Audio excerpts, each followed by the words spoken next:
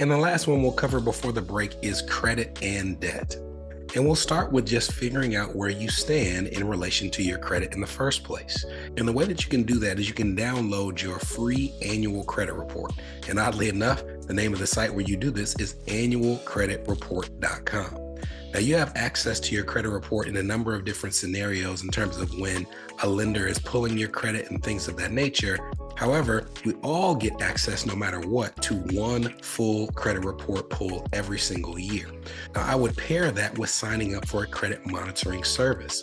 We've talked about the fact that I highly recommend you signing up for a creditkarma.com or an Experian.com, one that's not just tied to a credit card. So a lot of people say, oh, I see my credit score through my credit card. You may see the number, but credit monitoring services will typically give you a lot more information, not only in terms of your score and what's impacting it, but also other things that you are eligible for in terms of personal loans that may help you consolidate debt, credit cards based on your score that you may have a high approval for, where you can shift money at high interest rates onto a card with an introductory rate of 0%.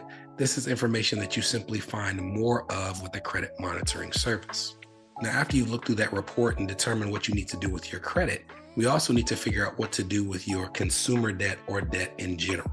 And consumer debt is something that different people have different definitions for, but I define consumer debt as debt you owe that does not help you make more money. So an example of that would be a credit card, it would be a car loan, whereas a debt that I wouldn't consider consumer debt per se, doesn't mean that you don't need to attack it when appropriate, would be something like a student loan, right? Like nobody likes student loans, but conceptually, you took out that student loan to help you make more money. So those are things I typically look at, and I try to set a goal each year for how much I want to pay them down if I have that debt coming into the new year.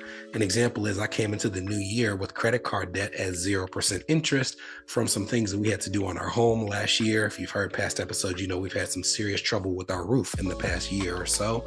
And I have until March to pay those debts off before any interest accrues. So right at the beginning of the year, I set a goal for how much I need to pay in the first 3 months of the year to make sure that I'm not charged interest on those debts.